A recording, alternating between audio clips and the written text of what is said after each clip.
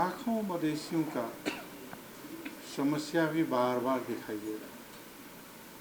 हाल ही में कबाड़ी व्यवसाय मवेशियों का दुर्दशा देखे, इससे पहले मजदूरों का, इससे पहले कईयों का, और मधेश आंदोलन से पहले तो काफ़ी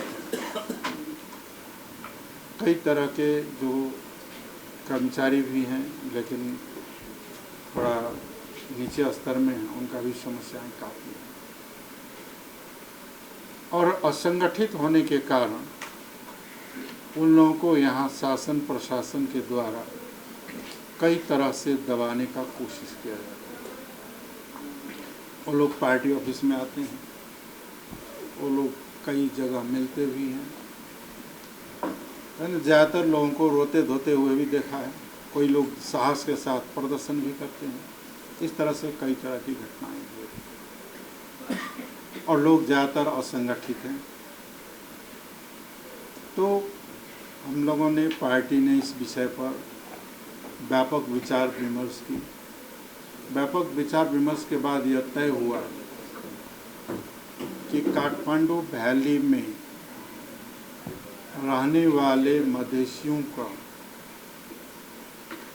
एक संगठन का निर्माण किया गया, उसे संगठित किया गया। वो संगठित होंगे तो ताकतवर होंगे, जब ताकतवर होंगे तो कोई उसे काठमांडू में दबा नहीं पाएगा। अब यहाँ भी देखिए, इसमें भी भेदभाव है। कबाड़ वाले जुलूस निकाले तो लाठीचार्ज हुआ, लेकिन उससे पहले से आज तक कई जुलूस निकल रहा है, वहाँ सुनने वाला भी कोई नहीं। ये भी भेदभाव दिखाई दिया। सरकारी सेवाओं में हर जगह है अभी भी। तो वह सहते जाएंगे, चुपचाप देखते जाएंगे तो और दबा देगा। तो और व्यवसाय में भी उनको व्यवसाय में भी ज़्यादा हस्तक्षेप होना है। इन सारी समस्याओं के समाधान या कैसे हो पाएगा? जब हम संगठित होंगे, जब हम इकट्ठे होंगे तो समाधान होगा। अगर संगठित नहीं हो पाए, हम लोग इकट्ठे नहीं हो सके तो दबा देगा। ये तो निश्चित है। हमारी इतनी बड़ी संख्या रहते हुए भी, है ना, हम लोग एकजुटता नहीं कर पाते हैं, अपने हक के लिए नहीं बोल पा रहे हैं। तो इसलिए पार्टी में बहुत काफ़ी विचार विमर्श हुई, सफल हुई और यह तय किया गया कि काठमांडू उपत्यका में रहने वाले मवेशियों को ऑर्गेनाइज्ड किया जाए और उनकी समस्याओं को समाधान के लिए आगे बढ़ाया जाए और उसे पार्टी के साथ जोड़ा जाए, तभी कुछ कर सकते हैं। और इसके लिए जो है या एक सलाह हुई कि एक बैठक बुलाया जाए औपचारिक, वहाँ एक छलफल किया जाए और एक विशेष समिति, मधेसी विशेष समिति काठमांडू उपत्यका का निर्माण हो और ये समिति बन करके जो लोग मधेसी लोग रहते हैं उन्हें ऑर्गेनाइज करें और उनके ऊपर अगर अन्याय होता है, कहीं दबाया जाता है या इस तरह का घटनाएं होती है तो उसके लिए उनके साथ उठ खड़े और एक महत्वपूर्ण कार्य है। दूसरा है कि देश में मधेसी के अलावा आज दलित तो मधेसी पहाड़ी सब जगह है, दलित हुआ, पिछड़ा वर्ग हुआ, आदिवासी लोग हैं, अल्पसंख्यक लोग हैं,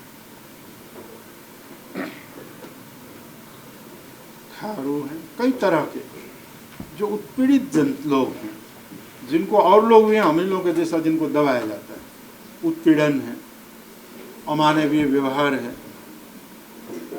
उनका भी साथ लें और साथ दें, उनका भी साथ लेना और उनको भी संगठित रूप से साथ देना, ताकि समाज में हो रहे विभेद, असमानता और उत्पीड़न को अंत किया जा सके। इसके दूसरी महत्वपूर्ण पक्ष। तीसरा महत्वपूर्ण पक्ष है कि जो हमारी संस्कृति है, संस्कृति में विकृति घुसा हुआ है, उसको थोड़ा निकाल बाहर करें। लेकिन जो हमारी पहचान, हमारी संस्कृति, हमारी भाषा, हमारी साहित्य, हमारे अंदर में विविधता है, उन सबों को साथ लेकर के उसको विकास करना। खाली छठ के दिन में एक दिन जमा होने से होने वाला नहीं है। उसको एक संस्थागत रूप से भाषा, संस्कृति, कला, साहित्य को भी विकास करे, अपनी पहचान का भी विकास करे। चौथी बात है कि मुल्क के राजनीति में जहाँ विकृतियाँ हैं, विसंगति है या राज्य के द्वारा गलत होता है, तो हम उठ खड़े हों, वह गलत को गलत कहें और उसके हमारे न्याय के लिए, अधिकार के लिए भी उठ खड़े। मूलभूत इन उद्देश्यों का, मूलभूत उद्देश्य, इन उद्देश्यों का प्राप्ति के लिए काठमांडू में रहे मधेसी समुदाय का बहुत बड़ा भूमिका है। हम लोग ने मधेश आंदोलन काठमांडू से ही शुरू किया था। काठमांडू का मंडला में जब हम लोगों ने नेपाल का अंतरिम संविधान 2063 को जला करके यहीं से आंदोलन की शुरुआत हुई और उस वक्त काठमांडू के मधेश के लोग काफ़ी जागे भी थे। मधेसी समुदाय लोग व्यापार, उद्योग, व्यवसाय में भी काफ़ी लोग हैं जो लोग उस वक्त जागे और बहुत कुछ प्राप्त नहीं। फिर सो गए, फिर तितर बितर हो गए क्योंकि संगठित नहीं हो पाए थे।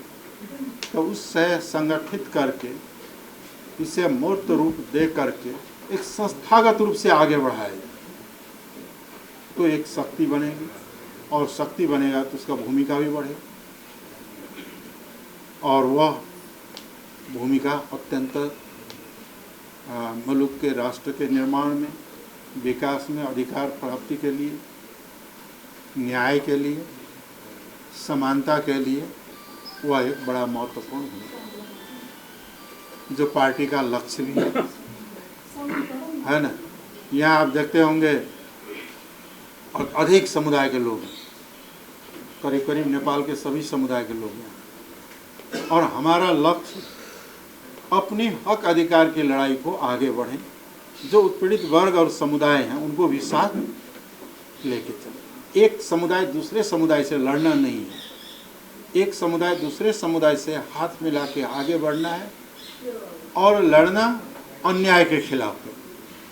जहाँ अन्याय होगा उसके खिलाफ न्याय के लिए लड़ना है। जहाँ हमारी अधिकार छीनी गई जाती है वहाँ अपने हक के लिए लड़ना है, अपनी पेशागत सुरक्षा के लिए लड़ना है, अपनी पहचान के लिए लड़ना है, समानता और स्वतंत्रता और सामाजिक न्याय के खातिर लड़ना है, आगे बढ़ना। यहाँ लिखा ना, आगे बढ़ना है, उसके लिए आगे बढ़ना है। तो इसके खातिर, इस लक्ष्य प्राप्ति के लिए हमें ऑर्गेनाइज्ड होना पड़ेगा। तो ऑर्गेनाइज कौन करेगा? अपने आप तो नहीं हो जाएगा। हमारी ऑर्गेनाइज संस्था के नाम पर सांस्कृतिक संस्था, सामाजिक संस्था से लेकर के कई तरह के इसका शाखाएं बनाई जाती हैं, लेकिन अभी इसका लिए काठमांडू वैली का मूल समिति का निर्माण, और इन मूल समिति को निर्माण करें और इसके बाद इन लोगों के बीच में जाएं, इसे विस्तार करें। विस्तार करने के बाद 3-4-5 महीने के बाद, 5-6 महीने के बाद फिर हम लोग उस समिति का विस्तार और पुनर्गठन करेंगे, और इस तरह से कई शाखाएं इनका बाद में बनाया जाएगा। तो इस तरह एक स्ट्रॉन्ग, एक मजबूत नेटवर्क काठमांडू में निर्माण करना है, जिसका राजनीतिक महत्व भी है, सामाजिक महत्व भी है, सांस्कृतिक महत्व भी है, आपसी एकता का महत्व भी है, और जो शासक वर्ग की जो नज़रिया है हम लोगों के प्रति, वह नज़रिया को बदलने में भी कामयाब है। यह काठमांडू का इतना महत्वपूर्ण जगह है। देख आपने देखा कबाड़ी वाले को, आपने देखा मीटर ब्याज सब कहाँ से आते थे, सारा मधेसी समस्या यहाँ आते थे, और यहाँ के मधेसी लोग तमाशा देखते थे। कई तरह का दलितों का आंदोलन हो रहा है, हम लोग कोई मदद नहीं कर पा रहे हैं। पिछड़ा वर्ग की बातें हो रही, हम लोग मदद नहीं कर पा रहे हैं। अन्य समुदाय जो शोषित पीड़ित लोग हैं, उपेक्षित लोग हैं, वो अगर उनके ऊपर अन्याय हो रहा है तो सभी के ऊपर अन्याय हो रहा है। उनका अधिकार उल्लंघन तो सभी का अधिकार उल्लंघन है। ये मान करके जो है न्याय के खातिर, सुशासन के खातिर, है ना, मुल्क की समृद्धि के खातिर और अपने हक अधिकार के खातिर, अपनी भाषा, संस्कृति, साहित्य और कला का उत्थान और अपनी पहचान के खातिर, पहचान और पहुंच के लिए, अधिकार के लिए हमें उठ खड़े होना जरूरी है, और इसके लिए संगठित होना जरूरी है। काठमांडू में लोग अगर असंगठित रहेंगे तो कहाँ किसको किधर दबा दिया जाएगा कोई पता नहीं, पता भी नहीं चलेगा। जिनकी आवाज़ें भी होगी, छोटी मोटी आवाज़ ही होगी, उसके महत्व भी नहीं रहेगी। तो इसलिए ये जरूरी है और समय की मांग है, इसलिए संगठित किया जाए और इस पे बहुत सोच विचार विमर्श हो कि संगठन का निर्माण करें, जिसका नाम जो है यही रखने का एक प्रस्ताव है। ये भी अंतिम नहीं है, लेकिन प्रस्ताव है कि मधेसी विशेष समिति काठमांडू उपत्यका, इस नाम से संगठित किया जाए, क्योंकि सभी प्रदेश में अपना है। तो काठमांडू वैली का एक प्रदेश के बराबर मान ले हम लोग, है ना। कर्णाली प्रदेश का जनसंख्या 16 लाख है, तो एक प्रदेश है। हम लोग यहाँ बहुत बड़ी संख्या में है। टेम्पोररी रहने वाले समेत जोड़ दे तो हम लोग काफ़ी बड़ी संख्या है। यहाँ घर बार बना के रहने वाले भी संख्या बहुत बड़ी है। तो उसकी भी ताकत वो तभी संभव होगा जब हम लोग यहाँ संगठित हों। तो इस संबंध में अब विचार विमर्श हो, छलफल हो और एक समिति का निर्माण करें और वह समिति अपना कार्य को फैलाए, है ना, काठमांडू में संगठित करें और कार्यक्रम सब करें। एक और बात है ना, यह आषाढ़ 28 गते, इसी आषाढ़ 28 गते अमृत भोग में आप सब लोग आएंगे उस दिन, और अभी ये निमंत्रणा हुआ, सब लोग आएंगे उस दिन। उस दिन जो एक परिसंघ है, वो परिसंघ है थारू, दलित, अल्पसंख्यक समुदाय, पिछड़ा वर्ग का एक परिसंघ है, जो शोषित पीड़ित आदिवासी, वो परिसंघ का आयोजन, एक बृहत्तर आयोजन जो नेपाल के राजनीति में सबसे पीछे, आर्थिक रूप से पीछे, सामाजिक रूप से अवहेलित, राजनीतिक रूप से पीछे जो वर्ग हैं अभी, उन वर्गों को जो है एक कार्यक्रम हुआ था बीरगंज में, बहुत विशाल कार्यक्रम हुई। और दूसरा कार्यक्रम जो है 28 गते आषाढ़, आप लोग डायरी में नोट कर लें, और वहाँ आएंगे अमृत भोग में करीब 12 बजे के आसपास। तो पहले ये संगठन का अभी हम लोग खाली वो सूचना जरा सी जानकारी करेंगे। तो हम लोग पिछड़े वर्ग जो दबाया गया है, जो दबा हुआ है, उनको उनकी हक के लिए लड़ रहे हैं, और जो मधेसी समुदाय यहाँ रह रहे हैं उनकी अपनी पहचान, संस्कृति, स्थान और अधिकार के सवाल भी, सभी बातों को लेकर के तभी हम आगे बढ़ सकते हैं जब हम संगठित होंगे। तो संगठन निर्माण के लिए ये मधेसी विशेष समिति बनाना, काठमांडू उपत्यका एक उस निर्माण की ओर विचार विमर्श हो, छलफल हो, और एक समिति निर्माण करे ताकि वो अभी का तदर्थ होगा प्रारंभिक समय, और एक निर्माण हो जाने के बाद, बेहतर हो जाने के बाद फिर इसे पुनर्गठन करके तब एक मजबूत समिति का निर्माण की जाएगी। अभी हमें कार्य का शुरुआत करना है। स्टार्टिंग करने के लिए एक समिति का निर्माण हो और सभी आए हुए सभी साथियों को, है ना, जय मातृभूमि, जय मधेश का, बताऊँ आप सबको धन्यवाद।